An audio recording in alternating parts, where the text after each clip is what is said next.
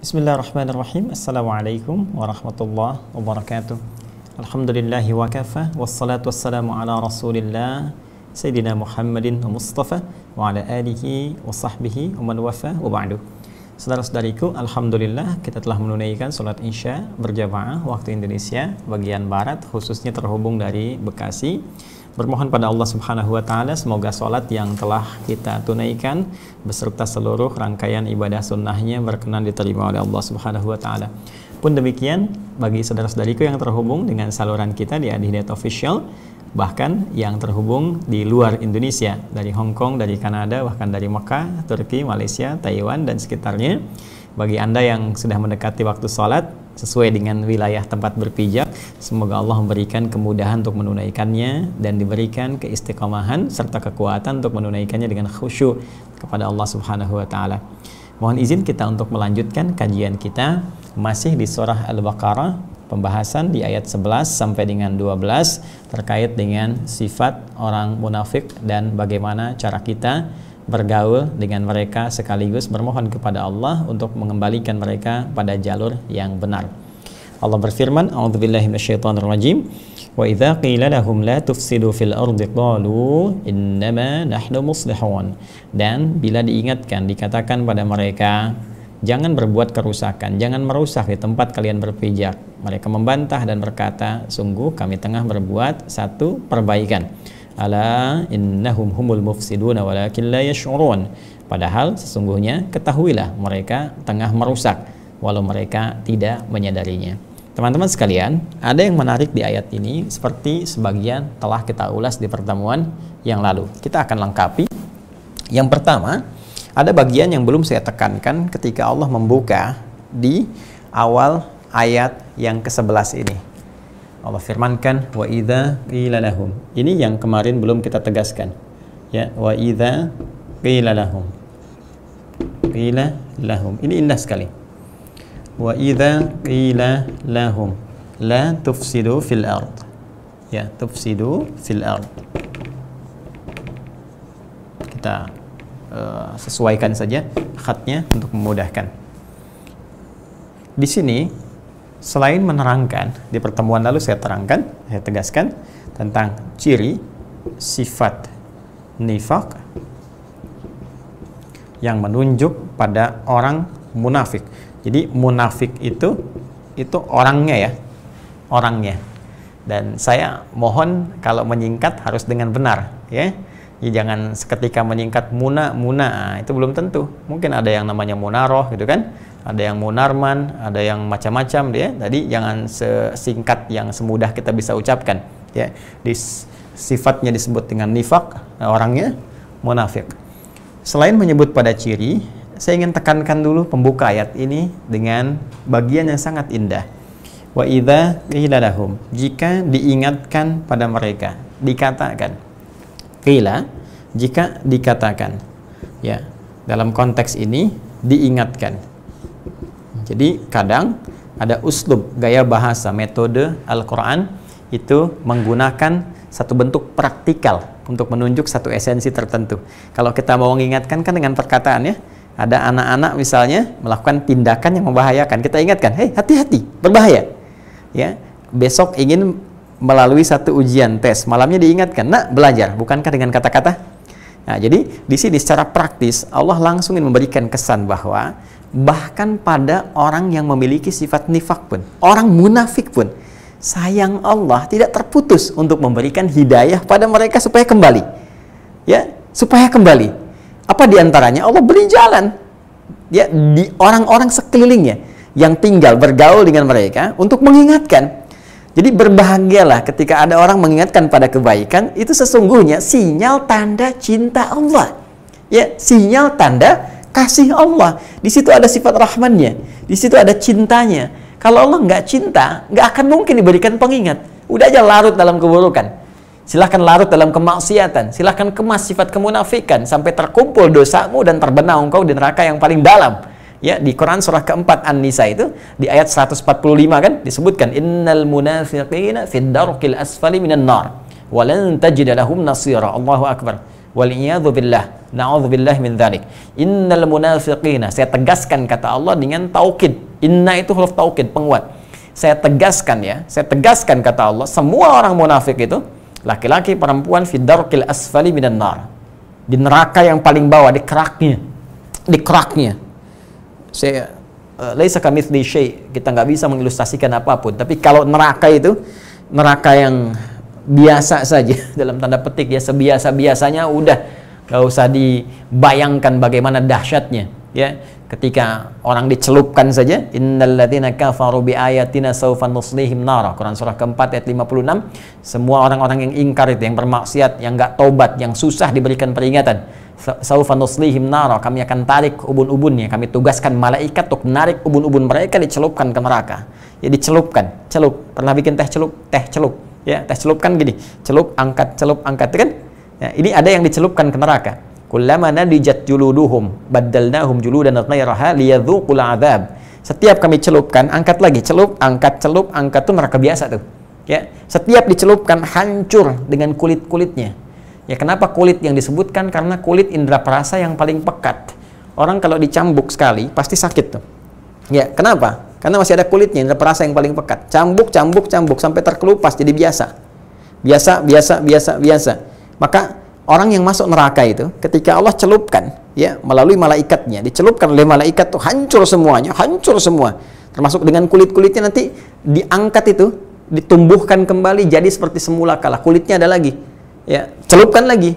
Kenapa? Supaya merasakan siksa yang serupa seperti yang pertama. Jadi nggak kurang-kurang siksanya. Kalau ada orang di dunia dihukum cambukan sekali sakit, 2 kali sakit, 3 kali, 4 kali, makin berkurang sakitnya. Ya, karena indera perasanya udah mulai kebal tuh, udah mulai kebal, sakit juga, cuma nggak seperti yang pertama. Kayak dipukul, pak, orang terbiasa menguatkan tangan, kaki, pukul sekali, sakit, lama-lama biasa. Ya, tapi neraka tidak. Begitu dicelupkan, diangkat, dibentuk seperti serupa lagi, sehingga merasakan liyadzuqul adzab, supaya merasakan siksa yang dahsyat, yang serupa seperti yang pertama. Jadi sakitnya nggak akan berkurang. Semua sakit. Ya, lantas itu yang biasa saja, baru dicelupkan seperti itu. Bagaimana dengan yang jahannam? Sakaratul maut sudah ditampakkan, alam kubur sudah nampak tuh. Ya, ada yang berkata, Ustaz, di kuburan kan cuma tidur, nggak menerima azab. Hei kawan, bukankah orang bermimpi tidur, mimpi buruk sudah bagian dari siksaan? Ya, Anda mimpi buruk ketemu kuntilanak kan langsung pengen bangun tuh. Sekarang di alam kubur mimpi tiap hari ngelihat neraka, pagi petang ditampakkan neraka, nggak bangun. Bukankah itu siksaan? Bukankah itu siksaan? Ya, itu baru bonus saja, DP saja itu nanti. Ya, begitu nanti dihisab, nampak neraka jahanamnya, orang munafik itu tempatnya darkil asfali minan nar, di keraknya sekalian. Bukan di atas, di keraknya. Kalau sudah di keraknya bagaimana mau naik? Walan tajid lahum nasira, dan engkau tak mungkin, never, pakai lan, never, tidak akan pernah engkau dapatkan bagi mereka satu penolong pun. Udah tenggelam di sini, tenggelam di neraka jahanam. Perhatikan baik-baik. Ancaman ini dibuat bukan untuk menjerumuskan hamba Allah ke dalam neraka yang paling dalam, namun sifat rahman Allah untuk mengingatkan jangan sampai ada sifat nifak membentuk karakter munafik, karena ini berbahaya. Kenapa? La tufsidu fil ard. Orang munafik itu bisa merusak di setiap tempat yang dia pijak, dimanapun. Dia masuk dalam nuansa keilmuan, merusak dengan pengetahuannya. Dia masuk dengan harta, merusak hartanya. Dia masuk di kedudukan, merusak dengan jabatannya. Di setiap tempat yang dia pijak bisa merusak. Karena itu sebetulnya ancaman yang kuat itu diberikan untuk mengeluarkan manusia dari potensi kejahatan yang dahsyat. Karena itu di undang-undang positif pun, di hukum positif, di negeri kita atau dimanapun, biasanya kalau ancamannya tinggi sampai hukuman mati seumur hidup, itu menunjukkan extraordinary crime. Kejahatan yang luar biasa. Ya, karena itu setiap kejahatan yang luar biasa mesti diancam dengan yang paling dahsyat, supaya nggak dikerjakan, bukan supaya dilakukan. Ya, makanya narkoba ancamannya mati, korupsi kalau bisa ancamannya mati, supaya nggak pada korupsi. Ya kalau korupsi juga memang sudah niat mati itu mah. Ya, udah pengen. Ya, jadi orang-orang tuh dihambat berbuat buruk dengan hukum yang ketat. Makanya di Islam ada qisas. Ya, hukumannya apa? Yang mencuri potong tangan. Bukan supaya tangannya dipotong. Walakum fil qisasi hayatu ya ulil albab. Dalam hukum qisas itu supaya kalian ngerti Ada kehidupan, bukan kematian. Karena kalau orang mau korupsi, mau ngambil, mau maling, mencuri, mau begal, tahu tangannya dipotong, nggak mungkin dia membegal. Nggak mungkin korupsi. Makanya ada orang secara kiasan mengatakan qisas itu untuk memotong kejahatan, bukan memotong anggota bagian tubuh manusia. Walaupun praktikalnya ancamannya demikian, tapi memotong nilai kejahatannya. Saking sayangnya Allah, ini dengan ancaman begini pun masih diberi jalan orang-orang yang kena penyakit ini untuk kembali. Apa diantaranya? Teruskan ayatnya, 146-nya. Illalladzina tabu wa aslahu. Kecuali orang yang mau balik, kembali, tinggalkan sifat nifaknya. Ya, wa aslahu, berbuat baik dalam kehidupannya. Ya, perbaiki diri lagi, sadar bahwa pernah salah, ingin kembali jadi baik lagi, ingin berbuat baik, tinggalkan yang jelek-jeleknya. Bagaimana cara Allah kemudian memberikan jalan supaya dia kembali? Wa idza qila lahum. Kadang-kadang dihadirkan orang-orang baik di sekitarannya untuk mengarahkan dia kembali pulang. Ya, sekarang medianya sudah banyak, bisa lewat YouTube, ya, Instagram, macam-macam orang bikin status, Anda lihat ceramah. Makanya sering saya katakan, buzzer pun kalau ikut ceramah saya senang. Ya, kenapa? Ya, karena Anda bisa mendapatkan peluang, pengingat untuk balik. Apalagi kalau tiap saya ceramah Anda ikut.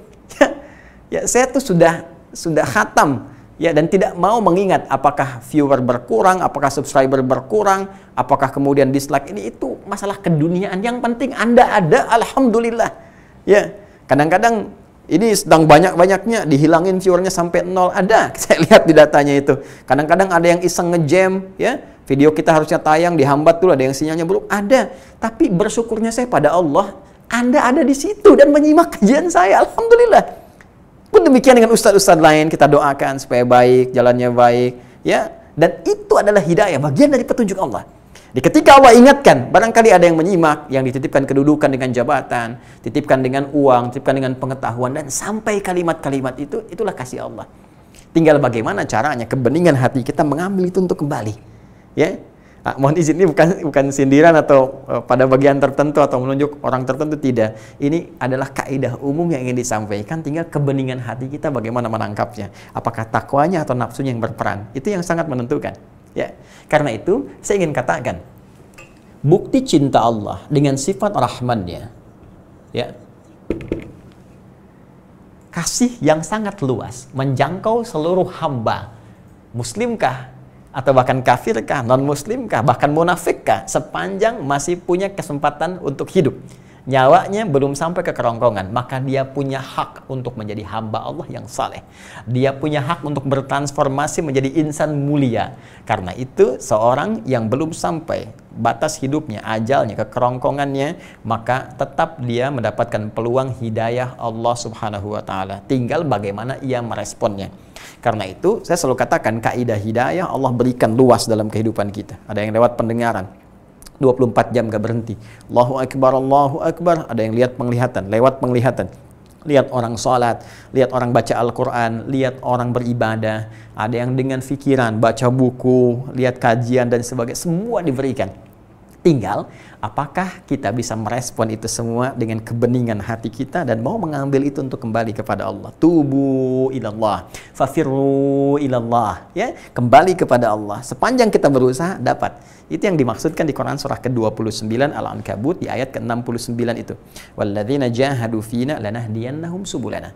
Orang yang serius sungguh-sungguh mencari jalan untuk kembali kepada kami, petunjuk Allah pada nilai kebaikan, kami akan berikan jalan-jalan kami. Bukan satu jalan, banyak jalan. Ya, mungkin lewat pendengaran, lewat penglihatan, lewat pencernaan akal pikiran kita, banyak jalan. Sama persis saya sering ilustrasikan ketika Anda masuk satu ruangan, sinyal di handphone Anda tiba-tiba tidak muncul, bukankah Anda mencari sinyal? Ya, kalau suara nggak jelas Anda cari kan? Ya, bukan sinyalnya nggak ada, sinyalnya ada, terbentang, cuman terhambat oleh sesuatu, tinggal kita keluar dari hambatan itu untuk mendapatkan sinyalnya. Ada maksiat sehingga menghambat sinyal-sinyal Rabbani yang Allah pancarkan tidak sampai ke dalam diri kita. Sehingga kita harus keluar dari sekat itu, robek sekatnya, keluar dari situ, dapatkan sinyalnya. Itulah yang dimaksudkan jahadu fina. Orang yang berjuang untuk mendapatkan petunjuk Allah. Kami tunjukkan, kata Allah, jalan-jalan untuk kembali dengan jalan yang terbaik. Jadi, saking cintanya Allah kepada hamba dan rahmat Allah, kasih cintanya akan melewati dan melebihi segala ancaman dan siksanya. Ya, inna rahmati wasi'at kulla syai'. Sungguh rahmat, kata Allah, lebih luas, melewati segala apapun, baik itu ancaman ataupun siksanya, jika hamba ingin kembali. Jika hamba ingin kembali. Karena itu, Hal pertama sebagai kasih Allah yang ditampilkan, bahkan pada golongan munafik, Allah tegaskan, ingatkan melalui lingkungan-lingkungan sekitar. Wa idza qila lahum, jika diingatkan, langsung dikatakan pada mereka, la tufsidu fil ard, jangan lakukan tuh, jangan merusak. Nah, jadi ini dulu yang mau saya tekankan di sini, gambaran kasih Allah selain memberikan hidayah kepada orang beriman. Orang beriman diberikan hidayah meningkat amal ibadahnya. Oke? Orang kafir diberikan hidayah kembali, ditutup oleh Allah. Inilah adilnya. Perhatikan bahasanya ya. Ya. Jadi kafir itu menutup. Kaffara yukaffiru, menghapus. Orangnya kafir, ya, menutup diri dari Allah, terus dia mau balik lagi, maka kaffara, dihapuskan oleh Allah semua hal-hal yang buruk di masa lalunya. Ya, yukaffir anhum sayyi'atihim. Jadi dihapuskan semuanya. Masya Allah, apabila ada orang menutup dirinya, ya, tiba-tiba jauh dari Allah, terus dia pengen kembali, dia bersyahadat, dia berikrar, kan? Nah, masuk Islam dia, begitu masuk Islam maka dihapuskan kesalahan-kesalahannya dan berniat dia baik dengan Islamnya. Hasuna Islamu. Itu jadi, itu dahsyatnya bahasa Al-Quran itu begitu, bahasa Arab ya. Kafara, menutup diri, kafir orangnya, kaffara, menghapuskan. Orang yang mau balik, kata Allah, kaffara, dihapuskan. Yukaffir anhum sayyi'atihim, dihapuskan, dihilangkan jejak-jejak kesalahan-kesalahannya dengan taubatnya itu. Dan sepanjang dia mau meniti diri dengan keislamannya untuk berbuat baik, bukan modus untuk mendapatkan tambahan dunia. Maka jadi maksiat di situ. Jadi maksiat. Sah keislaman dengan lisannya, namun bermaksiat kepada Allah dengan perbuatannya. Nah, itu kalau di beberapa tempat di luar kadang-kadang ada modus seperti itu. Hati-hati juga ya. Bagi saudari-saudariku nih, ya, yang Indonesia sedang ada di luar, yang tersambung dengan jaringan kami saat ini. Kadang-kadang ada yang ingin misalnya ta'aruf dengan Anda, ya, tiba-tiba menyatakan cintanya, ingin menikahi Anda, salah satunya ya ingin masuk Islam juga. Maka jangan langsung kemudian Anda simpulkan, oh ini baik, ya, cek dulu. Alhamdulillah, bersyukur pada Allah, cek dulu konsistensinya, ajak kepada ustadz, dibimbing dulu, kan, arahkan dulu sehingga terlihat kemantapannya. Itu ujian, karena setiap cinta mesti diuji. Ya, makanya saya sering katakan, ini penting perkataan saya, jangan pernah tersipu dengan kalimat angin surga yang lewat di telinga Anda dengan mengatakan aku mencintaimu. Selalu jawab dengan kalimat yang tegas, buktikan cintamu dengan menuliskan nama kita di buku pernikahan kita berdua. Sehingga kita bukan hanya punya motornya untuk menggandeng diriku lewat motor itu, tapi juga punya BPKB-nya, buku pernikahan kita berdua. Catat, bikin status ya. Tapi bagi yang kemudian convert, baru masuk Islam, cek dulu keislamannya. Pastikan dulu, buktikan cintamu dengan menancapkan iman dalam kalbumu. Yang dengan itu, maka cintaku pun akan menyatu dalam hati yang sama. Catat. Baik ya. Nah, maaf bagi yang jomblo ya, semoga Allah berikan jalan yang terbaik. Ini ada beberapa yang masih jomblo di staf kita, ini masih siaran nih. Baik, semoga Allah berikan kepada antum taufik untuk mendapatkan jodohnya ya, minimal ya kiamat kurang 2 hari lah. Alhamdulillah. Baik teman-teman, tersambung kembali. Jadi ini ya, bukti cinta Allah kepada seluruh kalangan hambanya. Termasuk pada orang munafik pun diberi jalan tuh untuk pulang. Ya, penegasannya di Quran surah keempat An-Nisa di ayat 146 dan praktikalnya di ayat yang ke-11 sebagai pembuka. Kalau sudah paham ini, mari kita lanjutkan. La tufsidu. Siapa yang diingatkan ini? Apa cirinya? Nah, ini penting untuk mengecek pada diri kita sebelum menunjuk pada orang lain. Untuk mengecek pada diri kita, jangan-jangan penyakit ini ada yang tumbuh di kebeningan jiwa kita. Ada noda, nakta sauda. Ya, karena sifat nifak itu menyerangnya langsung ke jiwa spiritual, ya, ke sumber kehidupan kita. Jiwa spiritual itu kan kolbun, ya, di kolbu, ya, jamak dari kolbu kulub. Nah, penyakit nifak disebut dengan marad, ya, penyakit kolbu. Masih ingat ayat 10-nya Al-Baqarah ayat 10, fi qulubihim marad, ya, di jiwa-jiwa mereka, di hati mereka itu ada penyakit. Nih, kolbu nyerangnya ke sini. Di kalbu ada nafas, di nafas ada takwa, di takwa ada fujur satu lagi. Ya, bersanding bukan di takwa, bersanding dengan takwa ada fujur sebagai lawannya. Nah, ini kesini nyerangnya nih, dimanfaatkan oleh setan. Ya, setan memanfaatkan ini di Quran surah keempat ayat 118 paling kanan, agak ke bawah sedikit. Ya, la'anahullah qala la attakhidanna min ibadika nasiban mafruḍa. Setan dilaknat oleh Allah, dia kemudian langsung mengajukan proposal kepada Allah dengan mengatakan, berikan aku kesempatan untuk mengambil bagian tertentu di manusia untuk aku berikan was-was, goda, arahkan pada yang buruk. Wala udhillannahum wala umanniyannahum, aku akan sesatkan mereka dengan bagian dari itu. Apa itu? Ini fujur, nafsunya. Ini yang berbahaya, ya. Nyerangnya ke sini, ke kalbu, Nah, jadi teman-teman sekalian, ini penyakitnya. Karena itulah kemudian Allah berikan kepada kita gambaran untuk mengecek, cek di jiwa kita. Ada nggak nih ciri-ciri ini? Kalau ada, cepat perbaiki. Ya, tubu ilallah. Illal ladzina tabu. Kembali ke Quran surah keempat ayat 146. Illal ladzina tabu, kecuali orang-orang yang mau kembali, mengoreksi. Wa aslahu, diperbaiki, islah. Islah itu perbaiki lagi, cek lagi, bersihkan, hapus lagi. Ada kotoran, hapus. Nah, bagaimana cara mengeceknya? Yuk kita lihat. La tufsidu fil ard. Ciri pertama, ya, jangan merusak di setiap tempat yang kalian pijak, ya. Seperti saya terangkan di pertemuan lalu, tufsidu dari afsada yufsidu, kemudian akarnya dari kata fasad. Afsada yufsidu fasadan, ifsadan wa fasadan, seperti a'ta yu'ti i'ta'an wa ata'an. Ya. Perhatikan baik-baik. Ini dari afsada yufsidu, akarnya dari kata fasad. Fasad seperti ini. Ya. Dan fasad adalah ciri perbuatan manusia. Ingat di pertemuan lalu, dhaharal fasadu fil bardi wal bahri bima kasabat aydin nas. Ya, muncul banyak kerusakan baik di daratan, di lautan, itu karena perbuatan tangan manusia. Tangan manusia. Dan perbuatan ini ketika merusak, salah satunya disebutkan oleh Allah sebagai ciri penyakit nifaq. Ini. Jadi, ciri penyakit nifaq itu yang pertama adalah bisa melahirkan sifat fasad. Ya, merusak. Fil ardi, di setiap tempat yang dipijak. Ardun itu bumi ya, yang kita terjemahkan. Tapi asalnya adalah setiap tempat yang dipijak. Jadi kita memijak dimanapun itu ardun asalnya. Ardun diserap ke bahasa Inggris jadi earth, ya, diterjemahkan dengan bumi. Jadi ini saya pun yang saya pijak ini ardun. Anda yang di Kanada, di Hong Kong, di Taiwan, di beberapa tempat yang itu ardun, tempat yang dipijak. Ya, maka berlaku segala hukum yang terkait dengan penyembahan kepada Allah Subhanahu wa taala.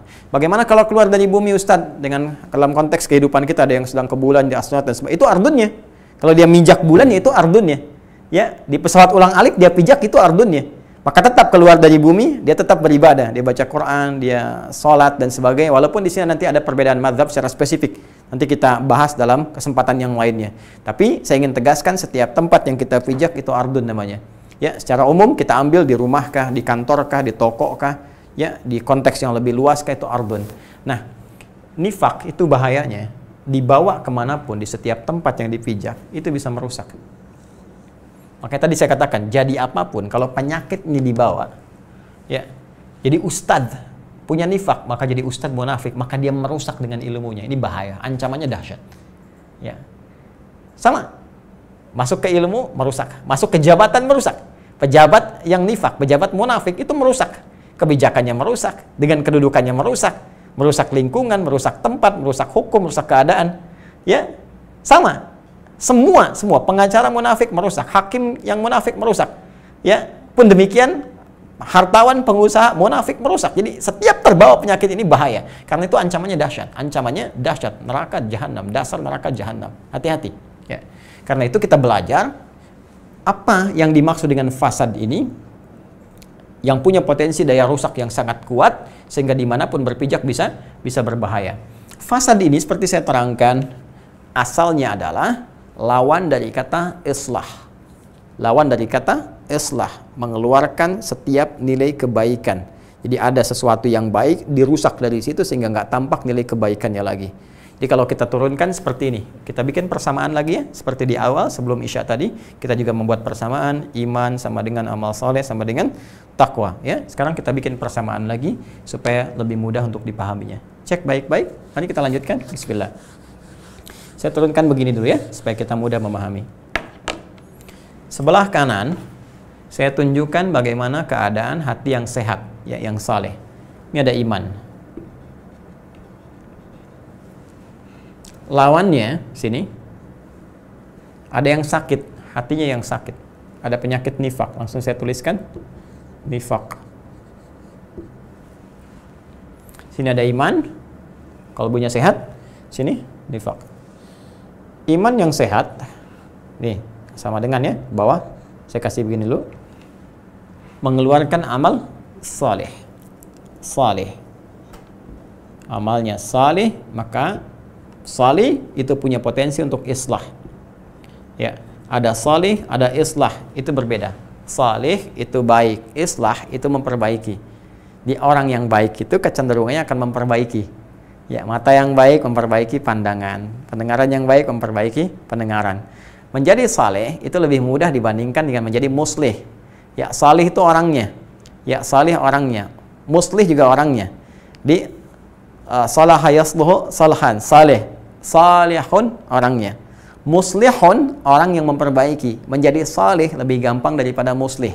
Nabi ketika jadi salih disebut al-amin, semua pujian. Ini orang baik, orang yang gak pernah mabuk, gak pernah zina, terpercaya, bahkan semua menitipkan harta kepada beliau, ingin dijaga. Tapi ketika berubah menjadi muslih, memperbaiki, ini gak boleh, ini gak bagus, ini bisa menyengsarakan, ini membuat nestapa, maka mulai muncul tantangan. Ini fitrah dalam kehidupan, ya. Kalau kita jadi baik pribadi saja, nggak banyak disoal. Tapi ketika Anda memperbaiki keadaan orang lain, muncullah kemudian banyak persoalan. Ini tantangan. Justru dengan tantangan itu ada pahala. Kalau nggak ada itu, nggak ada pahalanya. Nggak ada pahala sabar, pahala tahajud, pahala doa, dan sebagainya. Itulah keindahan. Sepanjang kita bisa membaca alurnya, maka di situ ada kenikmatan yang kita raih. Ya. Kembali ke sini. Jadi, orang beriman akan melahirkan sifat salih, yang dengan sifat salih ini berpeluang untuk membuat islah, orang yang muslih. Islah itu nanti maknanya banyak, bukan hanya mendamaikan, tapi juga memperbaiki. Nifaq ini melahirkan fasad. Ya, fasad, rusak, dan berpotensi merusak, ifsad. Tuh, fasad akarnya rusak, ifsad merusak. La tufsidu, afsada yufsidu, la tufsidu, jangan merusak. Jadi iman ini penyakitnya kalau menggerogoti di dalam jiwa, di kolbu, saya tuliskan sini kolbu, fi qulubihim marad, ini kolbu. Kalau bersih imannya, kuat, melahirkan salih, memperbaiki islah. Kalau punya nifak jadi munafik, ada penyakit fasad, di sini apa? Ifsad, ini merusak. Jadi ini baik, ini merusak. Nah, sekarang teruskan. Dari sini salih, ini kan perbuatan, ya, baik, memperbaiki. Ya, maka ada istilah amal saleh yang tadi kita dapatkan, perbuatan yang melahirkan nilai kebaikan yang diridhai oleh Allah Subhanahu wa taala. Karena itu kata iman sering bersanding dengan kata saleh. Dan amalan saleh ini bagian dari ketaatan kepada Allah. Jadi kalau Anda pengen lihat orang taat seperti apa, nah ini. Berapa banyak amal salihnya? Apakah pandangannya salih, telinganya salih, lisannya salih? Jadi salih ini gambaran taat. Ya, taatun, taat. Ya. Karena itu seringkali disandingkan dalam Al-Qur'an, ini kata iman atau salih itu bersanding dengan taat. Ya ayyuhalladzina amanu, hai semua orang-orang yang beriman, atiullaha wa atiur rasul. Ya. Taatlah kalian pada semua ketentuan Allah dan taatlah semua ketentuan Rasul. Wa ulil amri minkum, dan ulil amri sepanjang mereka menaati Allah dan Rasul. Itu rahasianya. Ya, karena itu kepada Allah kalimatnya menggunakan ati'u Allah, mutlak taatnya. Kepada Rasul pakai ati'u lagi, wa ati'ur Rasul, mutlak taatnya. Tapi ulil amri itu dihilangkan kata ati'unya, tinggal waw atofnya. Ya ayyuhalladzina amanu ati'ullaha wa ati'ur Rasul wa ulil amri. Ati'unya nggak ada. Kenapa dihilangkan ati'unya, tersisa wawunya untuk diikutkan pada hukum Allah dan Rasul. Sepanjang ulil amri itu menjalankan ketaatan kepada Allah dan Rasul, tidak melanggar ketentuan Allah dan Rasul. Itu salah satu hikmahnya. Nanti kalau sudah sampai ke situ, kita akan kaji lebih dalam. Kapan? Wallahu a'lam. Karena kita baru di Al-Baqarah ayat 11. Sini dulu ya. Baik. Sini. Jadi taat itu gambaran dari amal saleh. Iman melahirkan sifat salih, jadi perbuatan islah, jadi amal salih. Ini bagian bukti ketaatan kepada Allah. Nifak, ya, melahirkan fasad, bisa merusak. Ini gambaran kalau taat di sini lawannya maksiat. Maksiat. Nah, nih. Jadi lawan dari taat apa? Maksiat. Jadi, kalau kita ingin ambil pendekatan dari sini, ciri fasad, tuh, yang disebutkan di Al-Baqarah ayat 11, yang menunjuk standar sifat nifak, ada dalam diri seseorang. Tinggal nanti kadarnya dilihat, apakah sudah menguat atau masih lemah atau ada tanda-tanda, maka lihatlah fasad ini dari bentuk maksiatnya. Karena gambaran fasad ini nampak dari maksiat. Seperti gambaran orang beriman terlihat di amal saleh sebagai bukti ketaatannya kepada Allah Subhanahu wa taala. Lawan dari taat adalah maksiat. Jadi kalau kita ingin melihat ciri munafik, lihat fasadnya. Bagaimana melihat sifat fasadnya? Lihat di maksiatnya. Jadi sebetulnya asal dari semua sifat-sifat buruk dalam hati itu yang disebutkan potensial membawa penyakit nifak, pembukanya, pintu pertamanya adalah kemaksiatan kepada Allah Subhanahu wa taala. Jadi pintu munafik itu pintunya yang jangan sampai kita buka. Jangan terbawa ke situ. Jangan dibawa orang masuk situ adalah disebut dengan babul maksiat, pintu maksiat. Ingin kuat iman, ingin beramal soleh, masuk lewat pintu taat. Ya, bahkan ada potensial orang yang disatukan oleh Allah dengan semua nabi dan rasul termasuk Rasulullah SAW. Ya, wa may yuti'illaha war rasul fa ulaika ma'al ladzina an'ama Allahu 'alaihim minan nabiyyin was-siddiqin wasyuhada'i was-salihin wa hasuna ulaika rafiqa. Dzalikal fadlu minallah. Allahu akbar. Ya, siapapun yang meningkatkan ketaatannya pada Allah dan Rasul, maka mereka potensial akan ditempatkan di surga bersama seluruh para nabi dan rasul yang pernah berdinas di muka bumi, bersama para syuhada, orang-orang saleh, orang-orang jujur. Ya, dan mereka mendapatkan tempat yang terbaik, teman yang paling bagus, wa hasuna ulaika rafiqa, dan itulah teman terbaik yang mereka bisa dapatkan. Dzalikal fadlu minallah, dan itulah kenikmatan terbesar, keutamaan terhebat yang diberikan oleh Allah Subhanahu wa taala. Ya. Ini lawannya apa? Maksiat. Nah, pintu maksiat ini itu awal pembuka masuknya sifat nifak. Jadi kalau orang coba-coba berbuat maksiat, itu potensial nanti dibawa oleh setan, digelembungkan nanti terakumulasi menjadi penyakit nifak. Itu yang paling bahaya. Ya. Karena itu hal pertama yang dibuka oleh setan kepada Adam alaihissalam saat beliau diberikan oleh Allah pelatihan sebelum turun ke bumi. Karena tugas Adam itu bukan di langit tapi di bumi. Saat diciptakan pertama kali, diinfokan oleh Allah ya kepada kalangan malaikat dan sebagian jin yang ada pada saat itu. Di Quran surah kedua ayat ke-30. Wa idz qala rabbuka lil malaikati inni ja'ilu fil ardi khalifah. Ketika Rabb Muhammad SAW memfirmankan kepada seluruh malaikat pada saat itu dan sebagian jin yang ada pada saat itu, disampaikan pada mereka Allah akan menugaskan sosok yang bertugas di bumi sebagai khalifah fil ard, bukan fis sama. Ya, dan dilatih, diberikan gambaran kehidupan di bumi seperti ini, dikasih bekalnya pengetahuan. Ayat 31-nya, wa 'allama Adam al-asma'a kullaha, diberikan gambarannya. Ini seperti ini seperti ini, gambaran begini, bekalnya begini, termasuk ditempatkan di satu tempat, diberikan gambaran ujiannya. Nanti di bumi akan seperti ini ujiannya. Ini yang dinikmati, kalau ini dikerjakan nikmat hidupnya, ini larangannya, jangan dilakukan. Kalau dilakukan ini terjerembab pada keburukan. Jadi zalim jauh dari Allah. Maka diberikan tempat yang disebut dengan al-jannah, tempat sementara, bukan surga yang akan kita masuki kelak. Karena surga yang akan kita masuki masih original, bersih, belum pernah disentuh oleh makhluk dari jin dan manusia. Lam yatmithunna insun qablahum wala jan, nggak pernah disentuh ya dari kalangan manusia ataupun jin. Ya, karena itu yang kita masuki beda dengan yang pernah Nabi Adam tinggali bersama Sayyidah Hawa. Karena itu tempat pelatihan sebelum turun ke bumi. Karena itu kalimatnya menggunakan ma'rifah, ada alif lamnya. Al-Baqarah ayat 35. Wa qulna ya Adam uskun anta wa zawjukal jannah, ada alif lam. Kami firmankan Adam dan pasangannya Hawa alaihi wassalam, silakan tinggali tempat nih sementara waktu. Masuk ke al-jannah. Wa kula minha raghadan haitsu syi'tuma.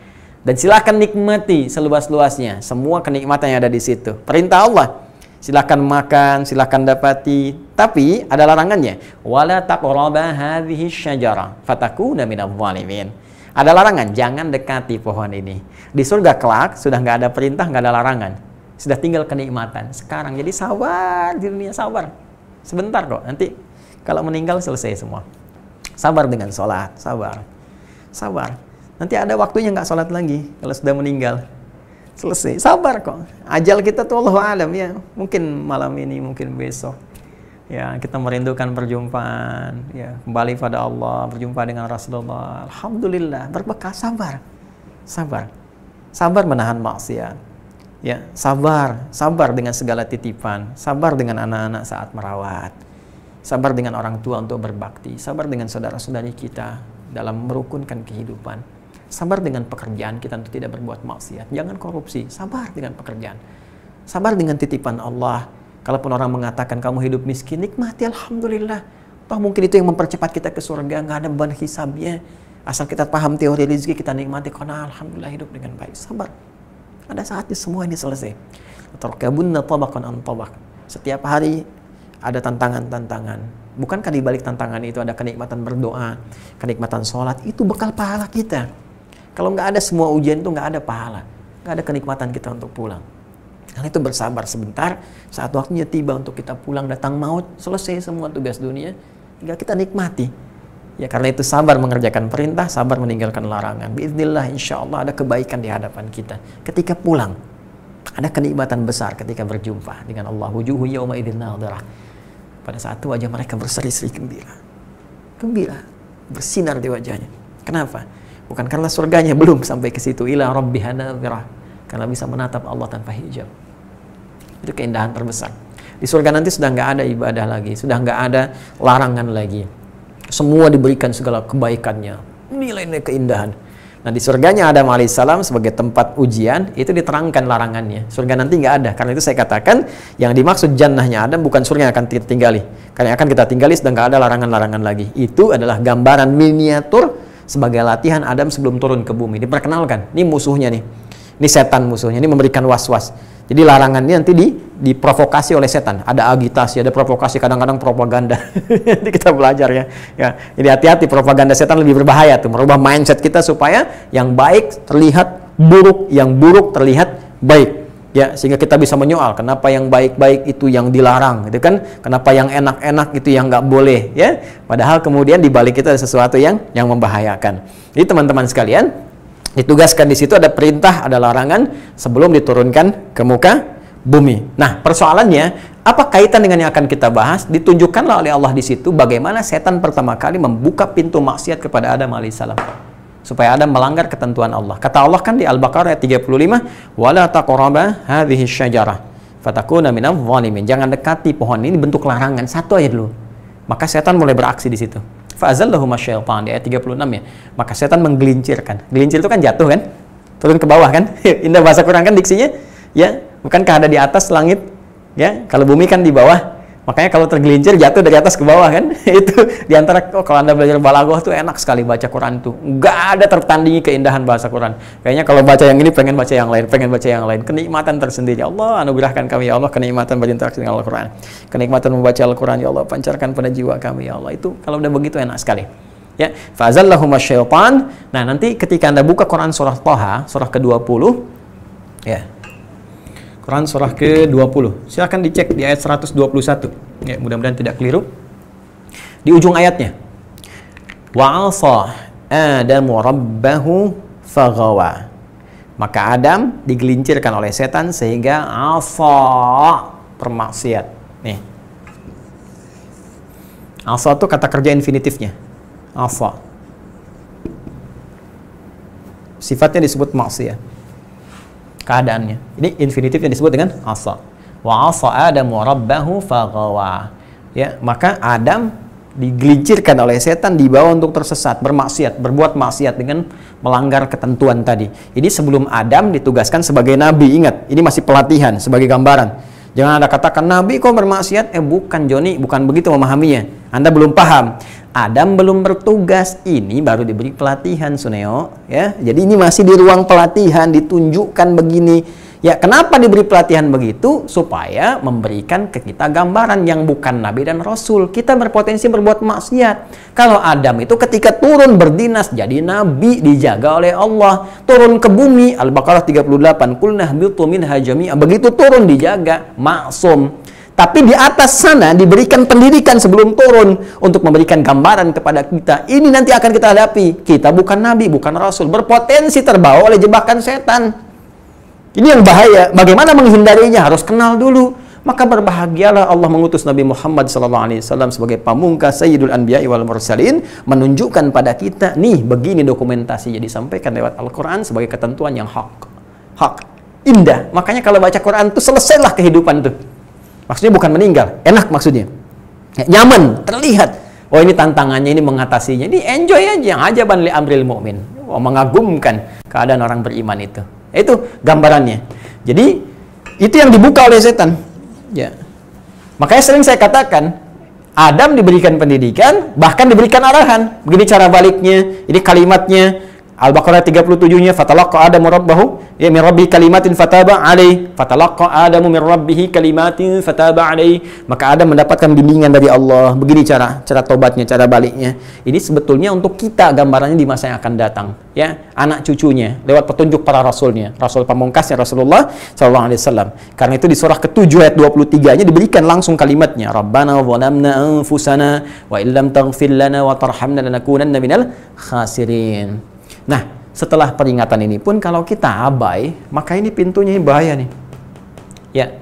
Jadi manusia-manusia biasa yang tidak dibentengi oleh sifat-sifat misalnya seperti sifat Nabi Rasul dengan sifat maksumnya, terjaganya kita, kalau nggak menguatkan iman, nggak meningkatkan takwa, itu potensial dibuka pintu maksiat. Nabi aja masih digoda. Ingat kan Nabi Yusuf alaihissalam bagaimana digoda supaya maksiat? Ingat Nabi Ayub, ingat Nabi Ibrahim, ingat Nabi Muhammad SAW. Nabi aja masih digoda, apalagi kita yang bukan Nabi. Jadi kalau kita nggak menguatkan diri bahaya. Ya, Fir'aun misalnya, kenal kan? Ayo, kenal di mana? Ya, Fir'aun tuh manusia paling buruk, ngaku Tuhan, ana rabbukumul a'la, zalimnya luar biasa, kebangetan zalimnya. Ya, apa pintu pembuka pertamanya? Maksiat. Buka Quran surah 73 Al-Muzammil ayat 16 itu. Fa'asa Fir'aunur rasula. Fa'akhadnahu akhdatan wabila. Fa'asa tuh Fir'aunur rasula. Maka Fir'aun tuh diarahkan oleh setan untuk berbuat maksiat. Tuh sifat pembukanya ini maksiatnya. Ya, pembukanya maksiat. Karena itu setan mengarahkan pada maksiat dulu. Nanti kalau maksiatnya terus-terusan, kata Nabi di hadis Muslim, jadi naktas sauda, jadi titik-titik kotoran. Nah, itu yang dimaksud penyakit marad tadi, fi qulubihim marad. Ya. Kalau sudah titik di kolbunya, titik jadi penutup. Ya. Kalau sudah jadi penutup, sudah anti. Makanya aneh nanti di hatinya nanti ada penutup. Lisannya mengaku muslim, hatinya penutup, anti Islam. Itu yang paling kacau. Itu yang paling kacau. Gimana alurnya? Yuk kita bahas supaya paham betul detailnya. Ya, bismillah. Masih ada waktu ya? Baik, bismillah. Kita hapus dulu ya. Ini teman-teman sekalian. Kalau sudah paham ini mohon izin ya, ini saya keluarkan dari bentuk narasi di berbagai kitab-kitab, diturunkan lagi. Jadi bahan begini, kalau Anda tanya buku, Anda nggak akan temukan.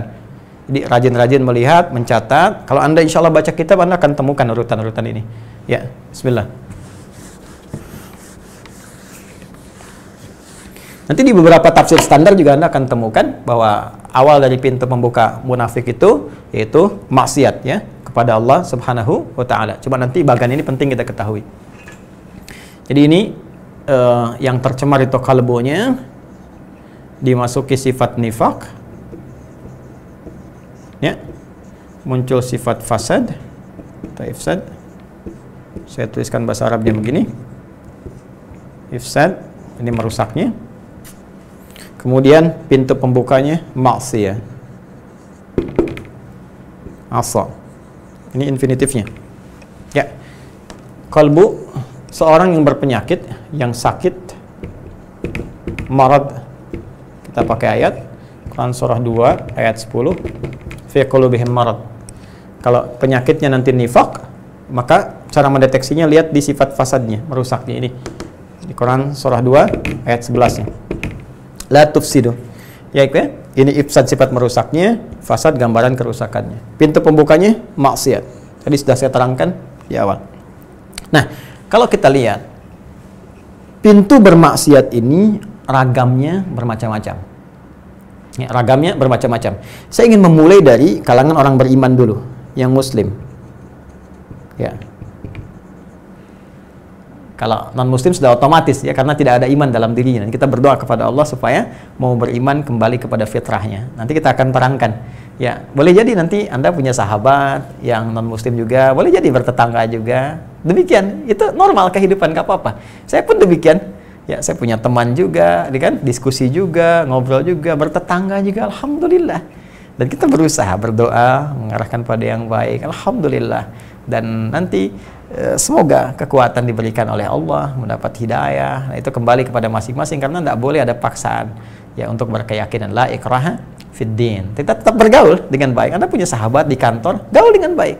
Ya, jangan bedakan dalam pergaulan dunia. Anda punya promosi jabatan, bawa dia, ajak makan, itu kan, antarkan makanan, bergaul dengan keluarganya dengan batasan-batasan syariat yang ditetapkan.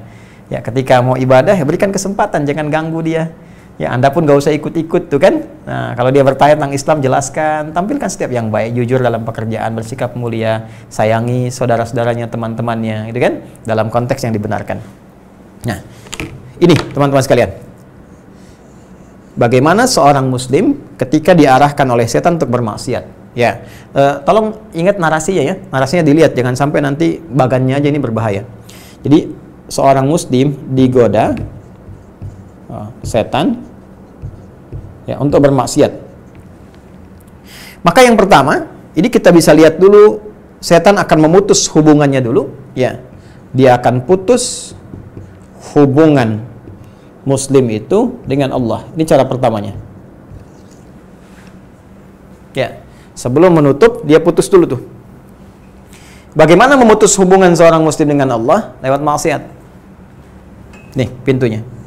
Seperti apa jenisnya? Ada dua secara umum. Satu, hubungan dengan Allah itu kan bisa nampak lewat ibadah ritual. Ibadah sifatnya ritual. Misal, salat. Yang paling gampang lah, 5 waktu kita kerjakan. Ya, sederhana. Salat itu hubungan langsung yang menjadikan kita terhubung dengan Allah Subhanahu wa taala. Karena itu disebut salat. Ya, secara bahasa doa, berdoa karena isinya terkait dengan doa. Tapi akarnya kata shalah ini juga seakar dengan kata silah. Wa shalah yasilu silatan wa salatan. Ujung jauhnya, lihat ada keterkaitan di situ. Sama-sama terhubung, ikatan yang sangat kuat. Silah itu ikatan yang kuat. Silaturahim, ikatan kasih yang kuat. Anda kumpul-kumpul dengan teman, melihat dari situ, saling mengenal, mendoakan dan sebagainya. Begitu terpisah, Anda ingat lagi, Anda doakan di keheningan malam. Ya, Anda doakan, arahkan pada kebaikan, itu silah namanya. Hubungan kuat yang terhubung walaupun sudah tidak berada di satu tempat yang sama. Silah. Hubungan yang mengatur hubungan kita dengan Allah supaya kuat, itu disebut dengan sholat namanya. Sehingga orang yang sholatnya benar, terhubung dengan Allah sangat kuat. Dimanapun walaupun pasca sholat. Ya, dia sholatnya di masjid, cuman keluar masjid